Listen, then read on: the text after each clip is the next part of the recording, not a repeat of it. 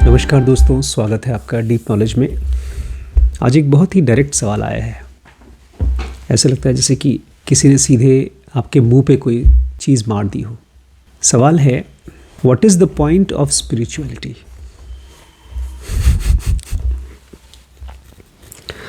आखिर स्पिरिचुअलिटी है किस लिए?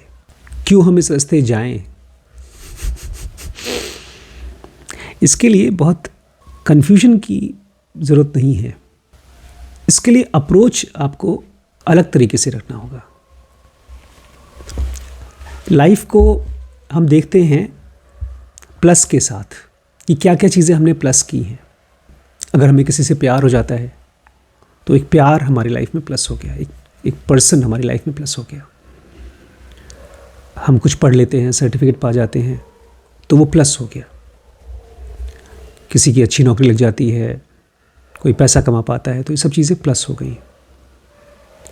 लेकिन बहुत कम लोगों को ये सवाल उठता है कि इन सब चीज़ों के होने के बावजूद हमारी लाइफ में दुख क्यों है, मिजरी क्यों है। अभी रिसेंटली मेरी बात एक भाई साहब से हो रही थी, तो वो सब कुछ अच्छा चल रहा है उनके लाइफ में। नौकरी है, अच्छी नौकरी है, परिवार है, वाइफ है, बहुत प्यार करती है, बच्चे भी बहुत अच्छे से पढ़ाई लिखाई करते हैं, सब कुछ परफेक्ट चल रहा है।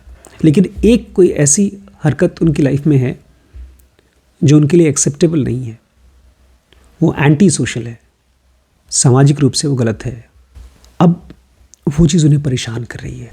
वो नहीं करना चाहते उसको, लेकिन बॉडी को उसकी आदत पड़ गई है। वो क्या है उसके अंदर नहीं जाएंगे हम। वो शराब पीते हैं, सिगरेट पीते हैं या कुछ और करते हैं। हालांकि ये दोनों तो फिर भी सोशल चीज़ें होती हैं, बहुत से लोग करते हैं। बट कोई ऐसी हरकत है जिसके लिए उनको बहुत स्ट्रॉन्ग गिल्ट की फीलिंग आती है। अब ये गिल्ट क्या है? एक तरह की मिजरी है, दुख है। उनको पता है ये गलत है, वो छोड़ना चाहते हैं, फिर भी वो मजबूर हैं उसको करने के लिए। और उसके साथ साथ मन के अंदर में उसके लिए एक मिजरेबल फील करने के लिए भी मजबूर है। ये तो एक एग्जाम्पल हुआ। कहते हैं नानक दुखिया सब संसार। इस दुनिया में कोई ऐसा इंसान नहीं है जो दुख से खाली हो, फ्री हो। तो क्या पॉइंट है स्पिरिचुअलिटी का? दुख का निवारण, कुछ प्लस होना नहीं, दुख का माइनस होना। इसमें गुरुदत्त हमको बहुत मदद करते हैं। वो कहते हैं कि इंसान की ज़िंदगी का जो ज़्यादातर पेन और दुख है वो अननेसेसरी है, उसकी ज़रूरत नहीं है। हमारी ज़िंदगी के ज़्यादातर दुख सेल्फ क्रिएटेड हैं। नहीं, जानबूझ के हम नहीं क्रिएट करते, लेकिन अनजाने में जब हम इस माइंड को, अपनी लाइफ को चलाने देते हैं अनऑब्जर्व्ड, तब हम क्रिएट करते हैं मिजरी। एक ड्राइवर की तरह लाइफ होनी है हमारी। ड्राइवर का काम है गाड़ी चलाना। भगवान कृष्ण सारथी थे अर्जुन के, और उस गाड़ी को रास्ते पे रखना। लेकिन अगर ड्राइवर सो जाता है तो 100% एक्सीडेंट होगा। तो हम भी अपने मन के अंदर में एज ए ड्राइवर सो रहे हैं, और उसी की वजह से ढेर सारे एक्सीडेंट्स हो रहे हैं। गुरुदत्त ये भी कहते हैं कि जो भी दुख आपको इस समय हो रहा है, इसको आप अभी अपनी लाइफ में देखिए। कोई बात को लेकर के जो आपको दुख दे रही है, वो क्यों है? वो किसी टाइप का नॉन एक्सेप्टेंस है। आपकी ज़िंदगी में पैसे की कमी है, लिमिटेड पैसे हैं आपके पास, या आपकी शादी नहीं हो रही है, कोई भी चीज़ हो सकती है। वो सिचुएशन आपको परेशान नहीं कर रही है। जो आपकी दुख का मेन कारण है वो है non acceptance of the situation. जैसे जंगल में ढेर सारे पेड़ पौधे होते हैं, कोई छोटा कोई बड़ा। किसी के पत्ते बहुत भरे भरे होते हैं, किसी पेड़ पे फल लगे होते हैं, कोई फूल वाला होता है। लेकिन बस वो सब अपने आप को एज इट इज़ रखते हैं। हमारी भी कंडीशन वैसी ही है। पेड़ पौधों से बहुत अलग नहीं है हम। लेकिन हाँ, जो अलग हैं वो है रेजिस्टेंस, कि हम जैसे हैं हमें वैसा नहीं होना है, कुछ और होना है। कृष्ण इसको कहते हैं कि अर्जुन, जो अपनी स्टेट में सुकून में नहीं है वो आदमी किसी स्टेट में सुकून में नहीं होगा। अब कैसे पता चलेगा कि आपके अंदर में भी रेजिस्टेंस है, अपनी लाइफ के प्रति एक्सेप्टेंस नहीं है? थॉट्स को देखिए, आपके विचार बताते हैं। आपका मन कहेगा ये बेकार है, ऐसा नहीं होना चाहिए। इसको बोलते हैं जजमेंट। थॉट्स के लेवल पे जब आप अपने बारे में दुखी फील कर रहे हैं तो आप जजमेंटल हो रहे हैं, और इमोशन के लेवल पे आपको फील होगी नेगेटिविटी। आपके थॉट्स का और आपके इमोशंस का बाहर की कंडीशन से कोई ताल्लुक ही नहीं है। एक फ़कीर होता है बुद्ध, वो भिखारी होता है, उसके पास खाने के लिए अगले पल का कोई हिसाब किताब नहीं होता, लेकिन वो आनंद में है, वो ध्यान में है। आपके पास अगले एक हफ्ते के लिए, महीने भर के लिए, शायद साल भर के लिए खाना और छत है, लेकिन फिर भी आप परेशान हैं, क्योंकि आपके थॉट्स नापसंद करते हैं आपकी स्टेट को, और आपके इमोशंस आपको नेगेटिविटी पे ले जाते हैं। अलग अलग लोगों को अलग अलग टाइप का पेन होगा, किसी का ज़्यादा होगा, किसी का कम।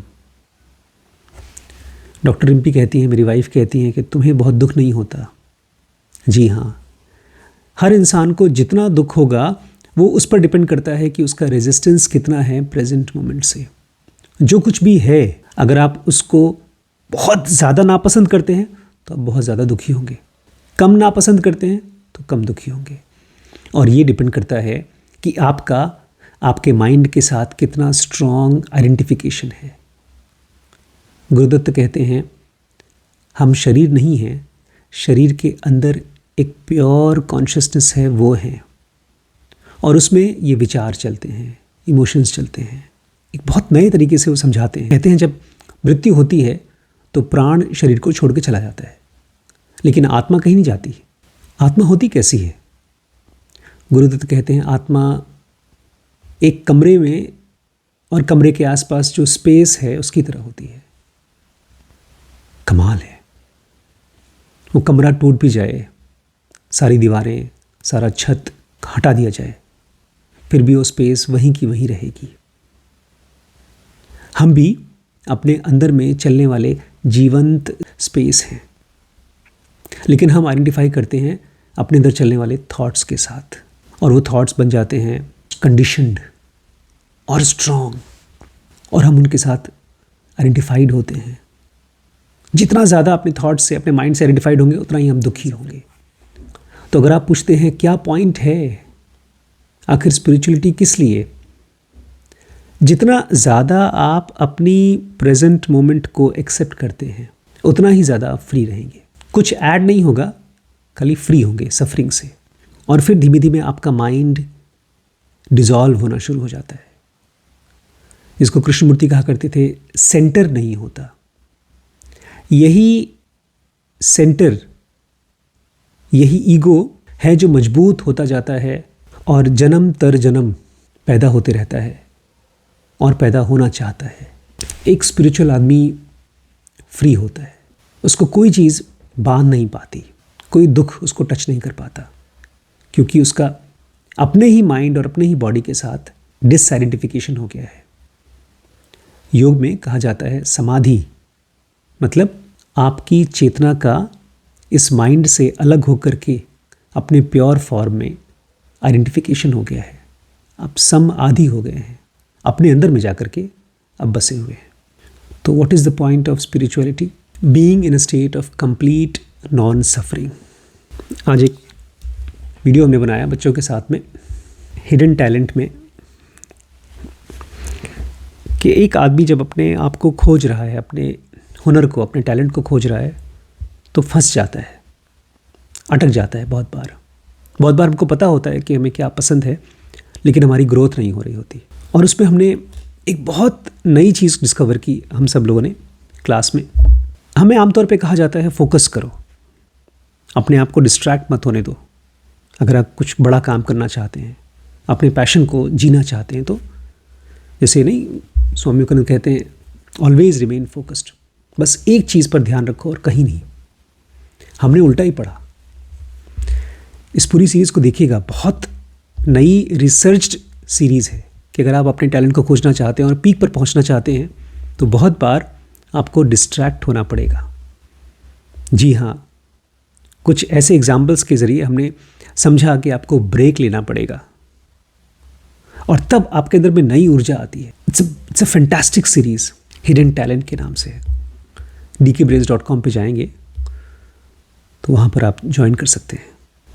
ये माइंड एक मशीन है जो अगर छोड़ दिया जाए अपने आप से काम करने के लिए तो वो खाली प्लेजर और पेन की तरफ घूमता रहेगा। वो वहाँ पहुँच नहीं पाएगा जहाँ उसको पहुँचना चाहिए, फ्रीडम के पास, कंप्लीट फ्रीडम।